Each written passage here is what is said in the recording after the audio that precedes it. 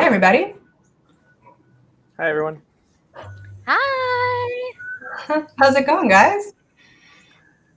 Good. Live a dream. Yes. Are you back in Scotland, Mason? Yeah, I got back Tuesday, I guess it was. Monday, Tuesday. I guess it was Monday.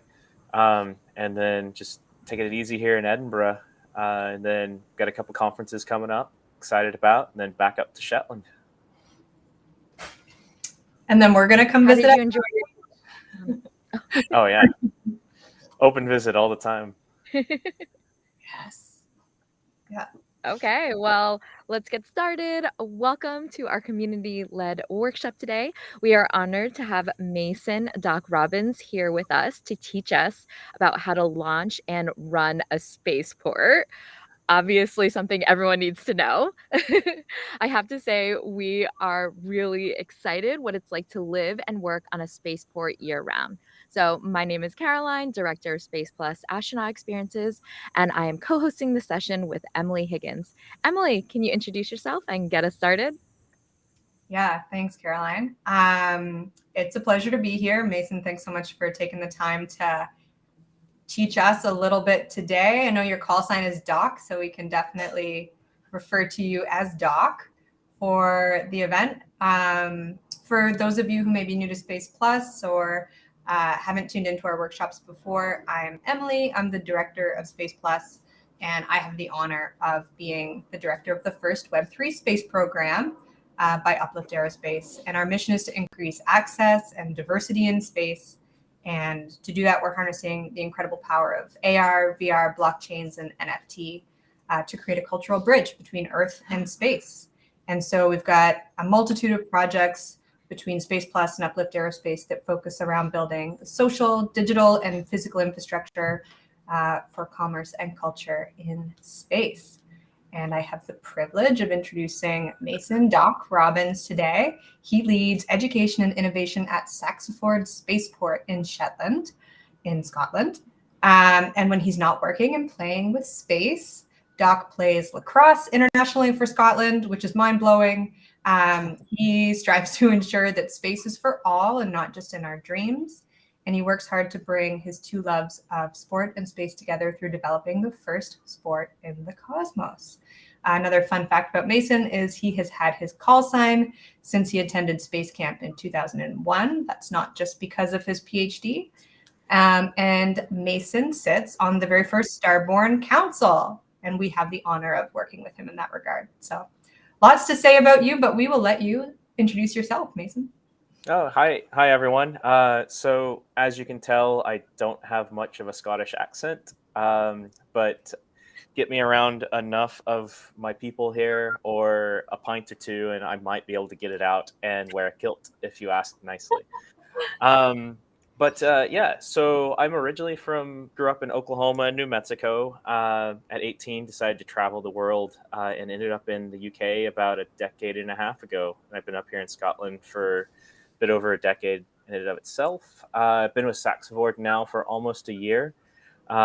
Super exciting because we went from, even though we've been a company for a while, we went from almost conceptual idea to building a spaceport with planning permission in a very quick amount of time, and touch wood, we might even see a launch by the last month of this year, if not early next year. So it's all exciting. So yeah. And then on the lacrosse, I just have to play lacrosse, been over here long enough. And I guess in my mid to late 30s, decided that it's still cool to try to play at an international level, which is fun. I'm actually going to be in Boston next month playing for Scotland as kind of my swan song to the international career. But hey, it's been a great ride. And now I'm trying to bring that passion for sport and space together and kind of show that, like, look, there's no right or wrong path for getting into the space sector. Just as long as you're doing what you love, and you try to be the best at what you can do. You can be the best athlete, you can be the best artist, you can be the best at whatever. There's always a space for you in space, every pun intended. So there's a lot of space in space. Yeah. There's a lot of space to do a lot of things in space. So yeah, I'm happy to kind of get into a presentation, and then if there's questions that pop up, we can just pause, go through questions, and then move on through. I'm also in Edinburgh right now, which, as you'll see in my first slide, we lost a dear leader of the country and the Queen, and so it's been a very somber 24 hours here in Edinburgh, and Saxavord just really wants to wish that we join the rest of the nation and the world in mourning the loss of Her Majesty the Queen after her 70-year reign, and we send our sincerest condolences to the royal family. So yeah, it's changing times, but we also, she opened the door, and even our third pad, which is our orbital pad, is the Elizabeth pad that we dedicated to her and back for the Diamond Jubilee. So a few months ago. So it's only fitting that she's a part of our story, and even a lot of people who are in the higher levels of our company hold MBEs and various awards in the Queen's Award system. So definitely our hearts go out. But happy to be with all of you today and kind of give you an idea of where we're going and what it's like at Saxavord Spaceport. Here's my contact information. Please feel free to reach out after if you want to know more, do any kind of collaborations or anything involving education and innovation around space in Scotland, space in the UK, launching rockets, university projects, anything, feel free to nod out. So we'll just hop on through. Just give kind of an idea of the background. I'm not going to read off slides because I think every lecture that I ever had that just read off slides was one of the most interesting lectures I've ever attended. So, and before I was working at the spaceport, I was teaching at the University of Edinburgh. So I know how much I can bore my own students for just talking on the slides. But I wanted to rest on this slide for just a second because this is an aerial overview of our site from about 2 months ago. So it's even more of a mud pit right now. But we're currently in the strip and record stages of building a spaceport, which, to sum that up, what does that mean is Unst, the island that we're on, is at the very, very top of Shetland. It's the most northern inhabited island in Shetland. I'm the most northern resident of the UK who's American in Shetland. My husky, when my husky's visiting, is the most northern husky in the United Kingdom. I mean, you turn around and everything you look at is the most northern that. And we'll get back to why that's important and everything. But needless to say, this is changing a lot and it's growing a lot. But what's really interesting about Shetland and Unst in particular is the island of Unst is about 60 square miles. So it's really tiny up in the middle of the Atlantic Ocean. I mean, I'm literally up there. I'm closer to the Arctic Circle than I am to Edinburgh. And we're closer to Norway than we are to mainland Scotland. So we're out there. But what's cool about this tiny island is we have so far 64 known Viking longhouses on the island. And I'm sure there's a lot more. So we have to go through this whole system of what they call strip and record, because as we're digging down, if we come across Viking artifacts or Neolithic artifacts, then we got to stop what we're doing, bring out the archaeologists who are on site with us during the construction phase, determine what it is and the significance and all that. And then we can pick up and keep moving on or change things around. But anyway, if you look all the way over to the right, that's going to be pad 3. That's our Elizabeth pad. And that's going to be our orbital launches. And at the very far down left corner, you start seeing what looks like a beach. And that's just on the tip of the exclusion zone. And just past that is a beautiful beach that sees the whole peninsula. And when we start doing our orbital launches or suborbital launches, you'll be able to see all 3 pads going into effect. Pretty great, spectacular view. Moving towards from right to left, that kind of next area that's you see construction on, that's our second pad under construction, and then that's going to have multiple areas around it. And then the dark green area next to that is going to be our third pad currently. So that's kind of what our site looks like. The big areas on the south side of the road are going to be hangars and clean storage and storage facilities and all that. So a great overview of what the site looks like currently. That's also a giant granite peninsula. So we're stripping down through the peat, but we also have a bunch of projects for conservation and peat management and various things that you need to basically, we're almost like NASA in the sense that we're in the middle of a giant nature preserve. So we're doing our best to ensure that nature is put first and the environment's put first, even to the point that we're not launching for 2 months because it's bird nesting season. And so we're trying to preserve that access, that right.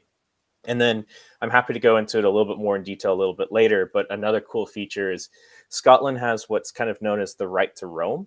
And so say you're driving down the road, you see something across the field, you want to go look at it, you have the right to go across whatever field to get to. Now, being that this could be closed for government space domain, we could have just put a giant fence, said no access, whatnot. But we're trying to preserve that right. So when it's not actually an active launch site or there's not hazardous materials or secret things on the site, anyone can roam across the site up to the pads, the fence around the pads, and actually explore the site, see the nature. We always get orcas that are swimming around the coast. It's a beautiful site for northern lights in the winter months. You've got pods of dolphins, and I think there's a basking shark off the other coast side at one point this summer, and all this nature that's there. So we're trying to preserve that access there as well. So kind of moving along, just wanted to, I guess, give you all a background of me, who I am, what I do, all that kind of stuff. So I just wanted to really, I always try to stress this. It doesn't matter if I'm talking to what group, what age, where, and whatnot, is there's always no traditional route to space. And I kind of mentioned this with my background in sport, my background in academia. I actually worked in the football industry before this, the soccer industry before this. And I guess fortunate for what I'm doing now, I was furloughed from COVID and now I'm here. And this is great because I'm doing a lot of the same things I was doing with education, innovation, and partnerships. I'm just doing it in the space field as opposed to sports field. But again, like I said, as long as you do your best and you put your all into it, it doesn't matter where you came from or where you started. Or like we always like to tell the students here when they get their hires or their GCSEs and they come back, they might be B's or C's or something from their exams as what would be the equivalent of high school students in the US. Um, don't stress about it. I mean, that's just a step. You're not there yet, but just keep putting yourself out, keep doing. So that's kind of, yeah. What I like to stress with my own background is I'm just a small town kid from a rural town in the middle of the United States who had the opportunity to be a farmer or work as a mechanic or something like that. But I decided that, I wanted to do something else in the world. And so that's kind of where I'm at and what led me to here. And then played some sport because it was just kind of fun and it was something to do. And so, yeah, as long as you do that, I mean, you can almost be anything you want to be. And that's the beauty of now getting into whether it's Web3 or the interconnected of the world, or the fact that like I was just in Florida last week and now I'm over here in the UK and suddenly you can be almost anywhere. And that barrier of entry is really starting to come down. So yeah, that's kind of my background. My research, like what was said at the beginning, is I do a lot in sport and space now, and I'm trying to bring that across. So I'm actually about to launch a partnership with some soccer, some of the women's soccer team at Arizona State University. Some of the girls there who are international players who don't have the opportunities of sponsorship like the US based players have because of different visa stuff. We're looking at putting together a campaign of girls in STEM who are then doing other paths to be whatnot. So we're looking at these different kind of partnerships, bringing that together, but then also this lovely team of international soccer superstars. I mean, all of these ladies are going to be playing in the Women's World Cup in Paris when it comes around in 2024. Brilliant team. They're all starting to do some of the data for looking at some of the projects that Mike Mongo and I came up with of how do we move in 0G and then turn it into a sport that people would want to play. I mean, those are kind of the fun research projects that, put your passion and your love and your work all together. And then, yeah, looking at Web3, blockchain, all that. And then who doesn't want to be a commercial astronaut? I mean, we all aspire to be, so we're working in that direction. So I guess moving kind of on, why space? And this is kind of my drive. This is kind of the drive of the company. This is everything. I'll leave this for all of you to look at. We're not going to go into too much detail on it, but it's that drive. And I was blessed enough, lucky enough to get to spend a summer with astronaut Mike Mongo, Papa Pow. And we really talked about that permission to live, work, and play in space and making that access for all and giving those ideas. And so we really try to bring that to a heart of what I do in the education realm with Saxavord in space. Is I'm just an individual. I'm a guy living in Shetland with a husky.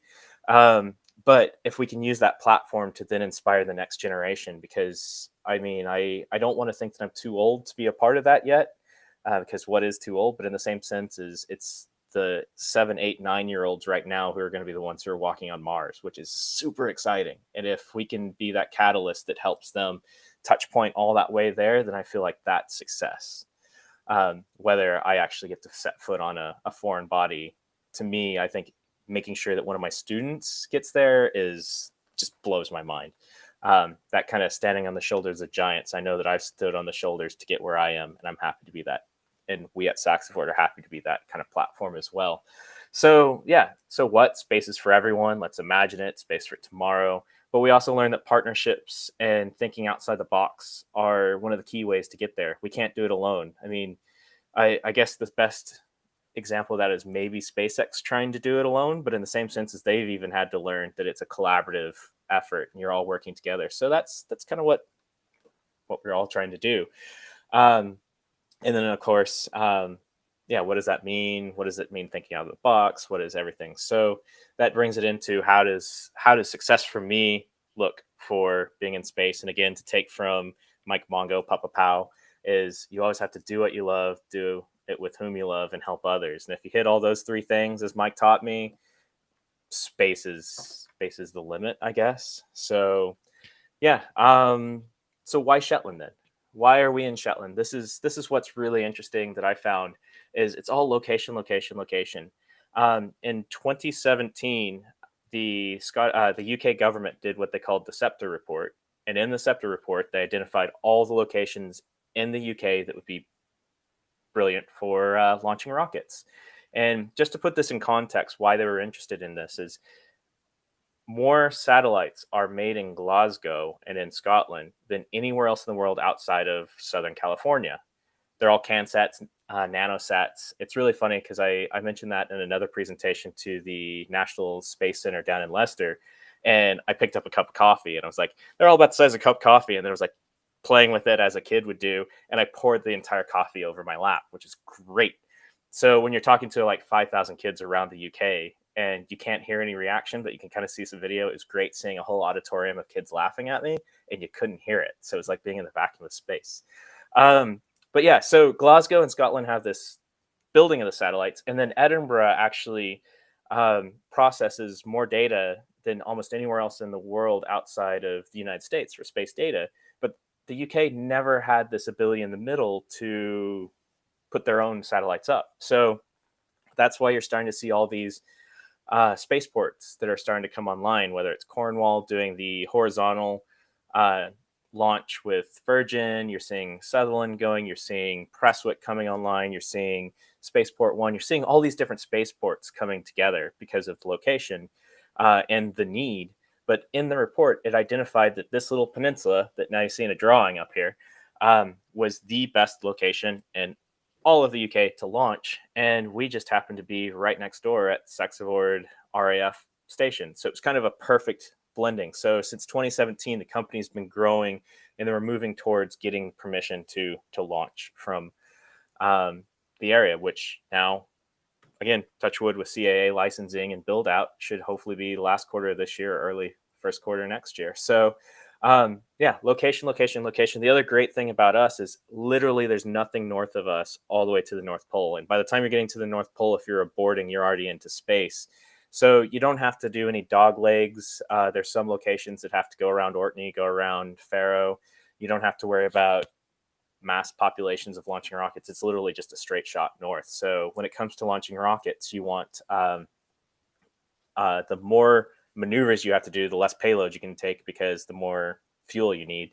And as we learned the last couple of weeks in Florida, is especially if you're dealing with hydrogen, anything's possible when it comes to leaks. So the less that you have to worry about, the more. So anyway, side tangent. Love you, NASA. And then, so why is it also important also from Shetland as well is, well, traditionally you would think when you're launching a rocket, you go as close to the equator as possible. That's why Florida was one of the best locations, because you shoot a rocket east, the Earth is rotating, you're going into the rotation, you use that gravitational pull, you can get up to elevation or altitude that you want a lot quicker with a lot less fuel. Well, the more north and south you go, you can hit those same advantages. The only difference is instead of doing rotating around the Earth, you're going polar or sun synchronous orbit. So you're shooting up north, coming down, and then that's cool because then you can pass over the same area at the same time of day, and you follow either the sun around as it's rotating, so you're always in light, or you just go polar over and over, and you can hit that same spot all the time. So it's a different kind of launch. But what we're looking at is more telecommunications and observational satellites. So a really cool example that we had is back in January, there was an issue where we had some bad weather in the Aberdeen area. A lot of trees were knocked down, and the forestry department was going to hire a bunch of helicopters and people to go out and do a survey.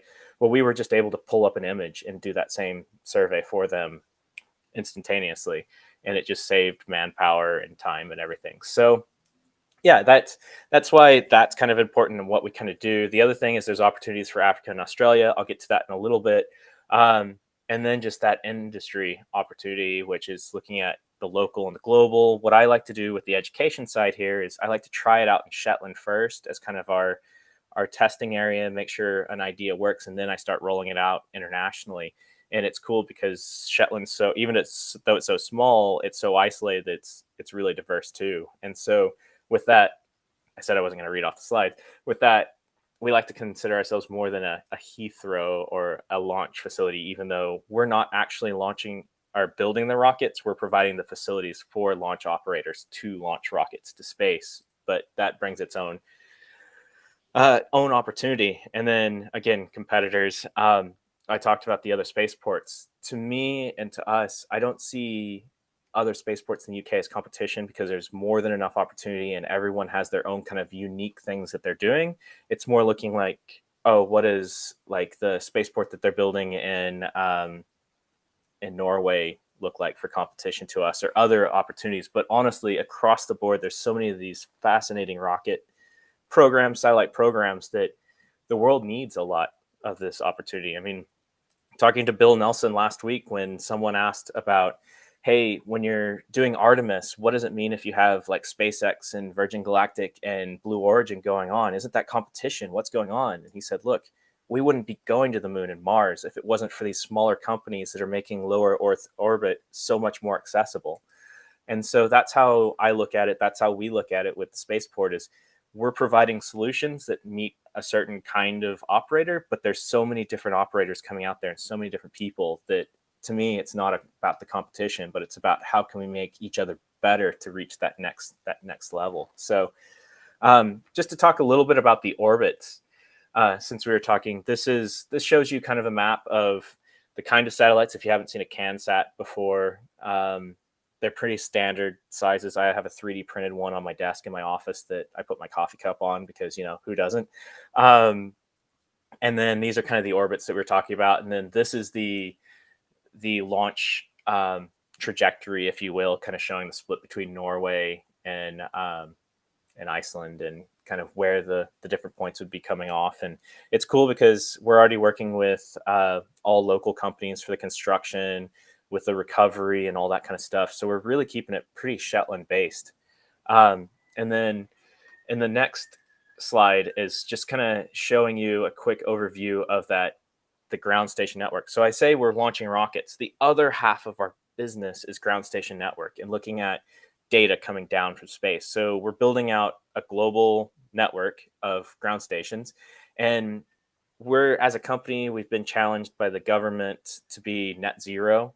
And so we're working towards net zero and we're looking at that. But what's really cool about thinking about sustainability and net zero and the impact is we're looking at how do you build a ground station that's completely green. And it's not like, don't shoot me. It's not trying to like whitewash or anything or greenwash or anything. But honestly, when you're looking at building a ground station in Lapland or Antarctica or some of these really remote locations, using solar, wind, hydro, those kind of energy systems are needed because you're so far off the grid. But some of those areas offer some of the most advantages for catching signal. So if you look at the very colorful slide here, that's showing you kind of latency data for time from our ground station just up in Shetland, and kind of where Scotland is at an advantage. So as you can see, for all of Africa and most of Australia, we can get almost a nil time delay latency for those regions, which is fascinating because right now for imagery, that means we could take a picture of something that's going on in Africa. But in the future, that means for telecommunications, you could have something like a Starlink or whatever is the next generation of that come out and give full internet to those parts of the world, purely running your network out of the UK or Scotland. So those are the opportunity. And I look at this slide very much as opportunity there. And then the left side is just kind of showing our current setup, and that's where we're able to track satellites with our home station. It doesn't take into account in any of the other ones. And then on the next slide, we'll just quickly zoom through it. It's really busy. But that's just kind of showing one satellite pass that we did a few years ago, looking at how many times that we were able to see it and where we're at, and kind of kind of matching on that. So I won't bore you all with that too much information, but I just thought it was a really cool thing to throw in there to show what other parts of the spaceport does and what they're building. And that's kind of tied in with all of us, but it's not quite the same. But I know everyone's here to talk about what I do and a day in the life of the spaceport. So the cool thing about this, and it's really busy, but I wanted to show kind of this is what I could be doing any given day. And yes, that is Isla wearing Saxavord issued PPE, so she can be hanging out on the site. And so for people who've questioned in the past, do we have PPE for everyone? Yes, we have PPE for everyone. But it's fun because we are a small growing team. The kind of picture in the middle was when we were doing a launch operation, and that's our firing room right before a test launch that we had. That's kind of going through the different checks from the different people, and then before we all go into our actual firing room stage and all that. So this is kind of just an inside look of kind of the pre-launch planning that we had with the different shareholders or stakeholders, I mean, within the operation itself. Off to the side there, you can see where I caught Mike in the hallway before filming a Space Camp episode, probably tweeting about Space Plus right there. The upper view and the lower view on the right side, that's Unst. So Shetland is interesting because we have no trees. So it's just kind of a barren land, but there's multiple stories. But the best that I've kind of heard is that, well, the Vikings and early settlers chopped all the trees down for wood and housing and all that stuff. But now, as trees try to grow, unless they're protected, the sheep eat them. So they as scrub brushes. So we just don't have a chance to really have many trees. So it's really cool. Eventually, I want to do a space camp kind of setup where I might go to a school and give them a challenge in January, and then they come out sometime during the semester. And then guess what? You're on a terraformed planet. And then we can have some sort of cool activation where the kids spend a day or two, some out in the field exploring, others that. So the land is one of our best assets that we have, especially from an education side. And as you can see below, that's when we broke ground with the local crew. And we have Apelia every year in January. So if anyone wants to come visit, I can give you Northern Lights, and I can give you Viking traditions that burn longships and send them out to sea, because we have such a strong Nordic heritage. So the Apelia Fire Festival is something that's very near and dear, and every community has their own crew. And a couple of us are going to try to join one of the local crews this year, and then we'll probably form our own space crew. And we always like to say that Saxavord is very much positioned at that exploration phase of the longship to the starship, and we're that kind of connection in between and bringing that together. So it's kind of fun. The artwork on the corner down there is we had a competition last year for local kids to do an art display. We're going to run a competition with UKSA, or we've been running one with UKSA, about putting a design, the first student design to go on the first rocket to be launched vertically. Just a random Northern Light picture taken off of a really cheesy iPhone that I have, just in my backyard. Just an average Saturday night, I guess, in Shetland in January. I don't know. Who doesn't have Northern Lights? But yeah, so it's just kind of fun. If you take away the construction crew up there, there's only about 6 or 7 of us full time that live up in Unst, and then we have our corporate offices down in Granton upon Spey, which is down near Inverness. And so we got a team of about 35 people.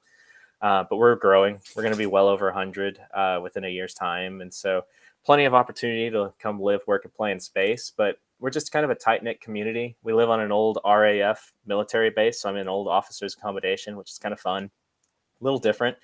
There's about 300 people who live on island year-round. The nearest town is 65 miles away. It takes me 2.5 hours and 2 ferries to get on, if the ferries are even running. But what's really cool about Unst is we have a deep water port that we can get equipment into and supplies. And then we also have, we're revitalizing the old runway and the old airport so we could fly materials in as well. So though we are kind of isolated, there's a lot of opportunity and a lot of access if we really need it up there. But on any given day, if the ferry service is down, which, fun side story, back in June, the ferry stopped running for like 6 hours on a Saturday. I would like 10 a.m. to 4 p.m. or something like that, because the one engineer that was not with COVID that was able to work needed his mandatory time off work. So they shut down on a Saturday mid-afternoon. Just so happened that we were having the big Parish Cup football tournament, Unst versus Brassey. Brassey is another island that's down near Lerwick, and he was playing for Brassey, so he needed a few hours off to go play for the team. We beat him 5-0. He had to go back to work, but it also meant that no one could get on and off the island for those 5 hours that he was going to play football. So small town, middle of nowhere, a small community, but you learn to love it. And coming from a rural community, I mean, we've got everything we need. So you laugh at those kind of things. I mean, same thing.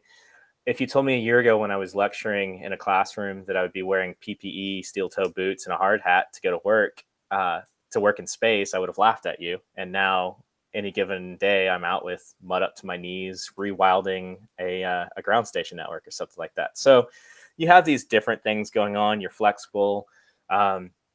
We need to get internet in a building really quick. So now, if anyone needs to have Cat 6 internet wired for your building, I know how to do that too.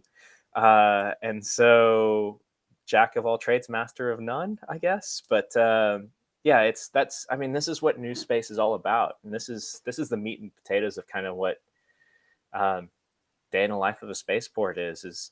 It's not easy building a spaceport. It's just like launching an Artemis SLS rocket. Every kind of thing that can come up, you just play whack-a-mole as it comes along. But we all just kind of pitch in, and you're always kind of helping each other out. And if something comes up, the internet goes out, or a supplier has an issue or something, we all just kind of tighten our bootstraps up, ask, can you teach me how to do that? And then we just get out there and get it done. And I think that's what it's really going to take as we do explore the cosmos more. We do have more of these rocket opportunities, or launch opportunities. Is you got to be a little bit, I don't know, diverse in what you do, but flexible to just learn on the go and just jump right in and get your hands dirty and go for it, because it takes a team. I mean, it was something like 400,000 people put 3 men on the moon. But you never hear about those 400,000 people. You just hear about the 3 people who went to the moon, or 2 people at first who went on to the moon. Sorry, Michael Collins. Yeah, so when you think of it like that, it always takes a team, and it's always the ones who are behind that are making sure that mission's a success. So that's exactly what it is working in kind of new space in a spaceport. Is we're all a team. We all have each other's backs, and we don't always like each other, but we just get on with it. But that's a part of living together, working together, playing together. It doesn't matter if you're at NASA, or you're in the middle of the North Atlantic, or you're working on a base on the moon. It's all that kind of, you all just tighten up the boots and go with it. So I guess the latter half of my presentation here, I'll just give you a little background of what I do and what I focus on and why it's important and everything. And then we'll have some time for questions at the end to dig into anything more specific about living on a spaceport or working and playing in space. So education and innovation, why is it important? And for us, I kind of had this earlier, so I'm not going to bore you too much with it, but it's just thinking outside that box, or like I like to say, is that quantum thinking. You never know what issue might come up every day, but you don't look at it as an issue that is something that can't be solved, but more of like, what's a challenge or a problem or something that we might face that is going to change what you thought the day was going to be looking like. But you just get on with it. You have fun with it. This is space. Space isn't easy. Space is also there to kill everyone who goes into it. So we got to figure out ways to make sure that doesn't happen.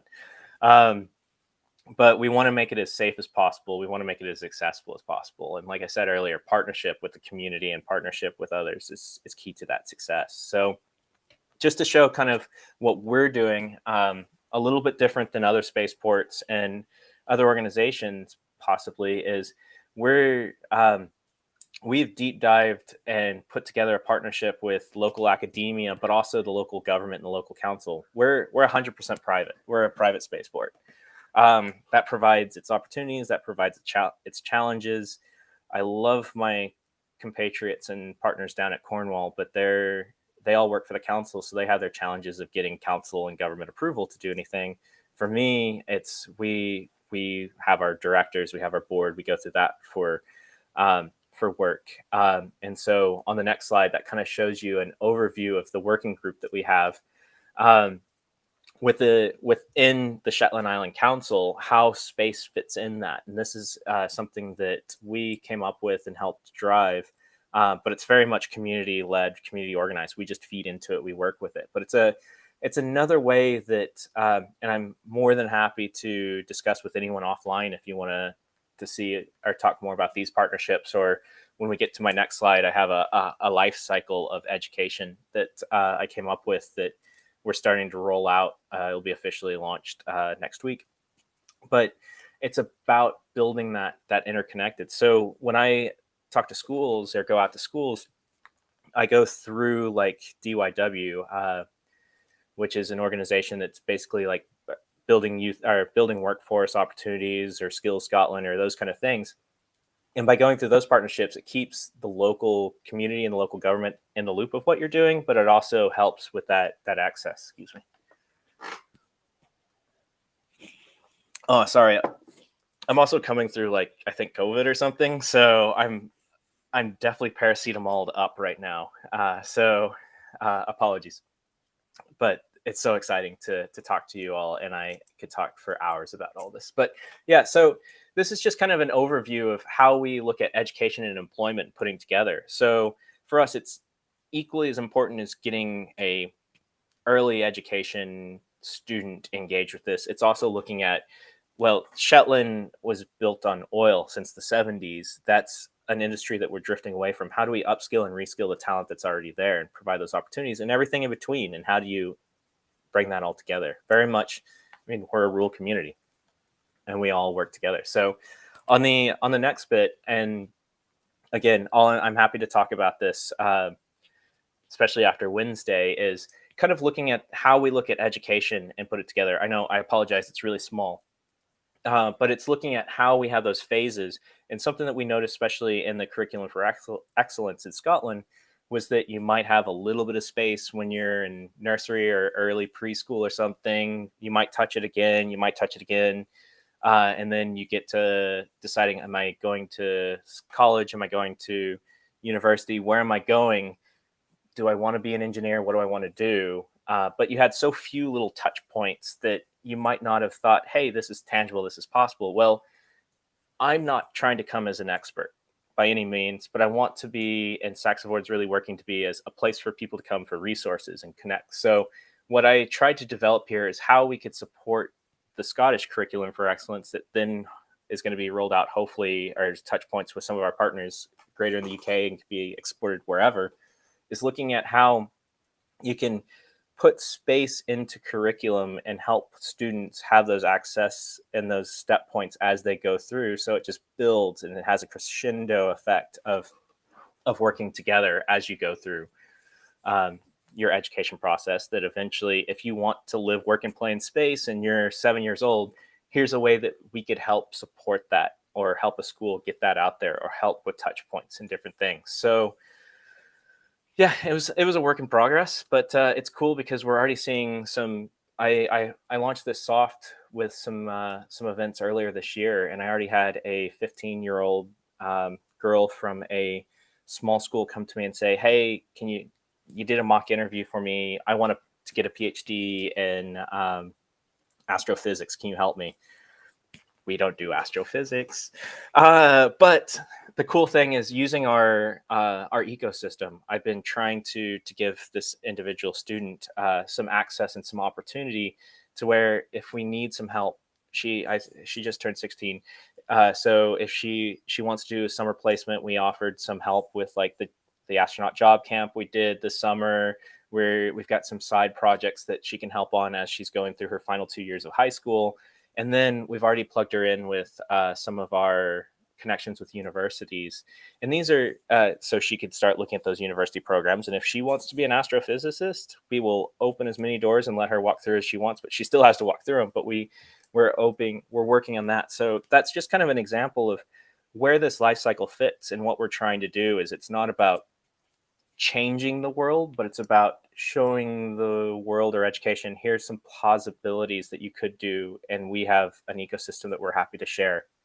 Again, it's about being that good neighbor, and being a part of the community, and then being champions. I mean, if an 8-year-old girl from, I don't know, Taos Pueblo, New Mexico, wants to be an astronaut, just tell an adult, and we're here to help you get there. And I think it's giving those, it comes back to that, giving people permission, not just kids, not just adults, but giving everyone permission to live, work, and play and be a part of space.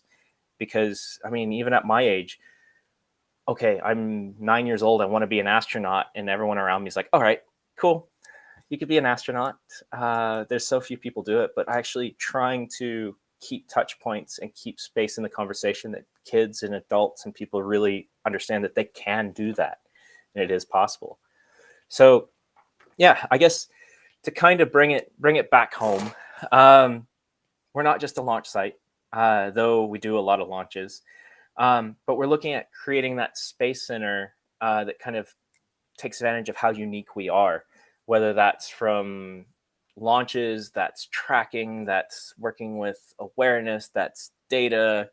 And what does that mean within space? That's championing, like I said, for rural communities. I was lucky enough that I got invited out to Los Alamos National Laboratories before going to NASA last week to just kind of talk about what does space mean for the future, and how can we take some of these same concepts that we're using in the rural highlands and islands and bring that to the Pueblo communities of northern New Mexico, who these kids have always been in the same families for generations, but now they want to go out and see the world. Well, what can we do to bring that access and be champions for them and share what we're doing? And that's, I mean, I'm always open. Again, feel free to reach out to discuss, like, hey, this is best practices we found.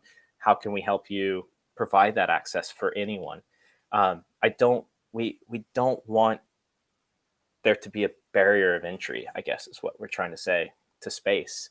And I mean, that's what I love about Space Plus and what we're doing here as well, is like, it's providing that access and opportunity. So, and that champion, you got to be a champion. If you're in the industry, you are an ambassador to this industry. You're a champion of this industry. So everyone has a story, an origin story. I mean, we're not superheroes, but we all have that origin story of where we came from. So it's our responsibility to champion that for the next generation, or people who, like myself, was huge in it, was told, yeah, that's cool, went away, did something completely different, and then had an opportunity to come back. I mean, there was a question earlier that in our pre-discussion is like, how did I get involved with space? Well, I mean, I did space camp. I was really interested, did some astrophysics when I was younger, but I actually found this job in Saxavord from a tweet from UKSA that was a retweet of Saxavord saying, hey, we need an education officer. And so I was like, all right, I'm unemployed, why not? And so I took a chance, and Saxavord took a chance on me. And, you know, it takes that courage, but also just kind of looking out there for what's available. And then next thing you know, you might be working on helping support build a green ground station in some random place around the world. So I guess final summary that I have for you is, space is a fast moving train. It says it right on the slide. And space is new. I mean, where we're at now is not what our fathers or our parents or our grandfathers or our grandparents thought of space, or even before.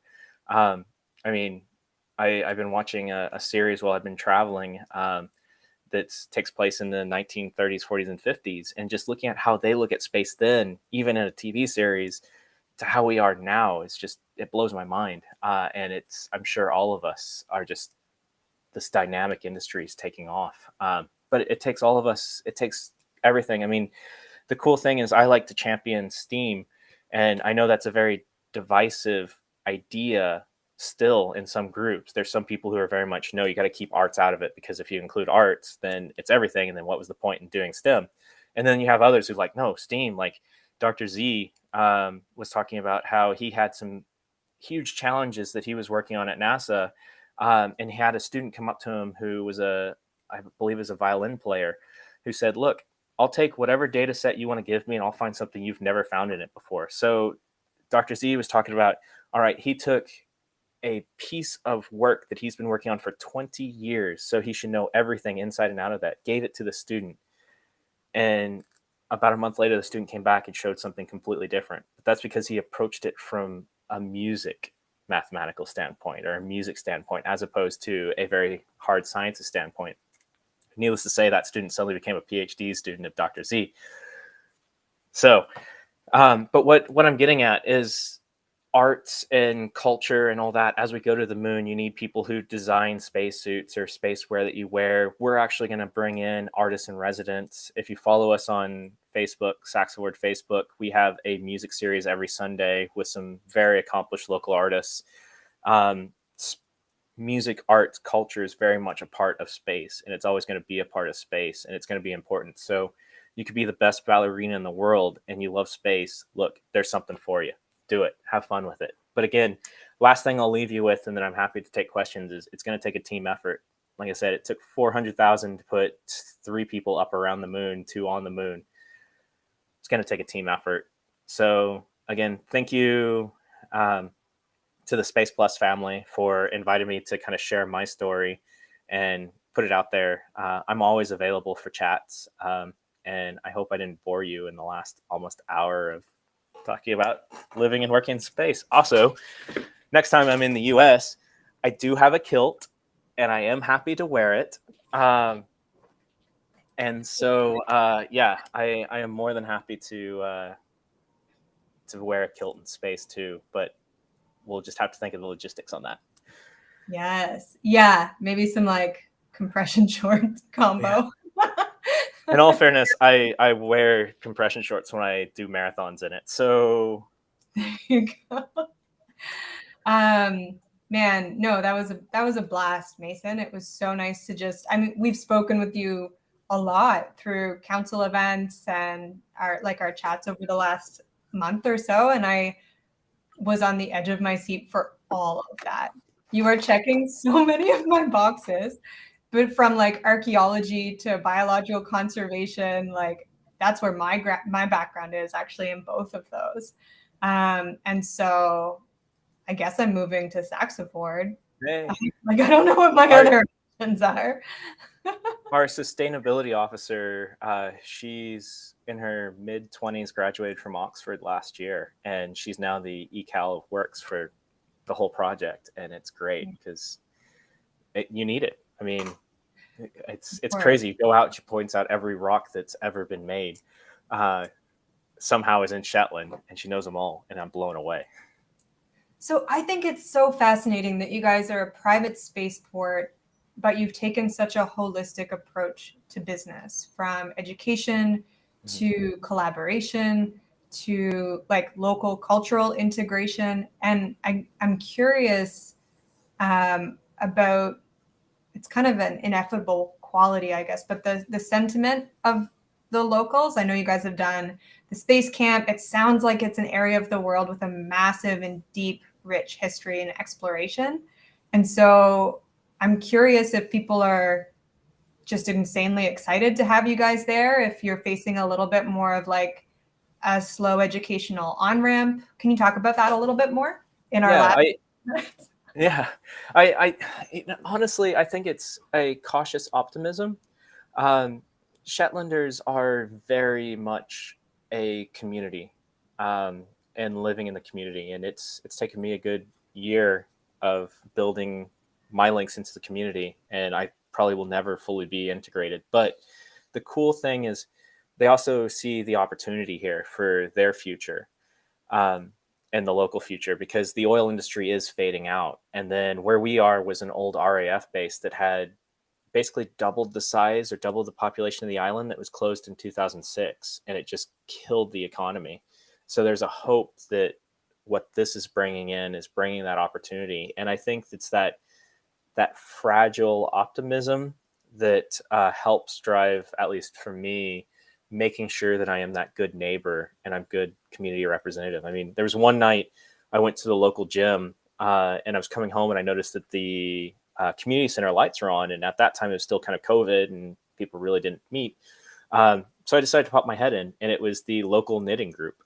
And so I popped in, introduced myself, said, "Hey, I'm here for the long haul. As long as you all will have me." And this lovely lady who was in her late 90s raised her hands, like, "I'm in for the long haul too." But they invited me back, so I now knit. And it's one of those just fun things that, as long as you're involved with the community and you give back to the community will be receptive of what you're doing. So any given weekend, my colleagues and I are out cooking a meal in the local kitchen, or out helping with a skip day with people dropping off their large rubbish or anything like that. And so, yeah, I think they're excited. And I think, I mean, I don't want to speak on behalf of the community, but I really think the community is excited. But I mean, you always get the people like, what happens if a satellite falls in my backyard? It's like, first off, you're south of us. Second off, if there's a satellite falling in your backyard, we have a much larger problem than the burnt spot on your grass. Yeah, we're very cognizant of what we can do and being a part of it. And that's also why it's really important. I've got a position that I could pretty much work anywhere in the world, but I want to be in Shetland because I want to show that I'm committed and we're committed to taking care of our community just as much as, I mean, we could easily do a project that looks good on paper, but what does that actually do? That's not what space is about. Yeah. And I think it's, and Caroline, sorry, jump in if you've got a question. I think it's really amazing that you honed in on why artists are so important in space and why space has resonated throughout the decades so deeply with artists. And I think it's because we are all dreamers, like people that really love space, I think love the endless possibilities, the idea of exploration. And who better to go to space and come back and tell those stories in maybe a different way, or a way that resonates deeply with kids or with a new population that hasn't been exposed to space, than artists and musicians and journalists and chefs. And I love Mike Mongo's mantra that you should have permission to imagine yourself living, working, and playing in space. And just thank you for showing us exactly how that can be done through an innovative project like this.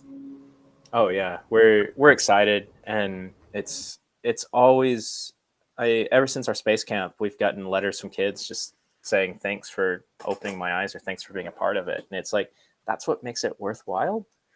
It's not like, oh, we've got this new partnership with some company out of, I don't know, insert country here or something, but it's like the 8-year-old who's like, thank you so much, like, hey, this is awesome. So yeah, our door is always open too. So whether it's any of you, or it's any families who are visiting in the area. I mean, we're a giant mud hole right now, but that's rapidly changing. And I'm sure by the time most of you who are listening here might have a chance to come visit Shetland, that we'll actually have some launches going.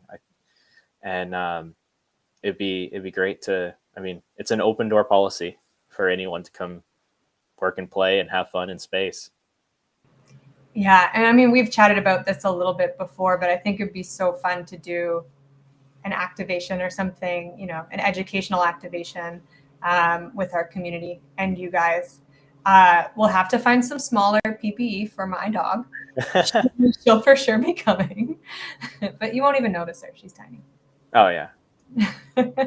Oh yeah. Dogs, cats, pets are always welcome. There's tons of sheep. So, and that's something else too that we work with, is the sheep are still grazing on the site as we're building it out. And then when we're not launching, the sheep will still be on the site grazing. And so we work with the local crofters, the local farmers, to move the sheep on when it's not in use, and then move the sheep off. And so it's the local farming community, crofting community has really been behind this too. And I think those, if you can get with them and they have your backing, then you pretty much have the community together. And so it's definitely the community's, the people's spaceport here. We're by no means, we even look at it as like we're building this for the next generation. We're just the caretakers of this project. Yeah, I love that. Any questions, Caroline, before we wrap up? When do we design our Space Plus pattern, our tartan pattern? Pardon? Yeah. As soon as you want, and you could give me some colors that you want, I'm more than happy. I actually designed one in partnership with Lacrosse Scotland, and we got it registered last year. So more than happy to come up with a Space Plus tartan design that we can incorporate and stuff, and then we can get it registered so it'd be officially ours. Yes. Yeah. We got to get the community to pick their colors. Yeah. So more than happy to work on that project. Maybe it'll be something as a partnership chair to take on board. Yes, 100%. Well, thank you so much, Mason. I know we've just got a couple of minutes left. Caroline, I haven't seen a whole lot of questions come in the Discord.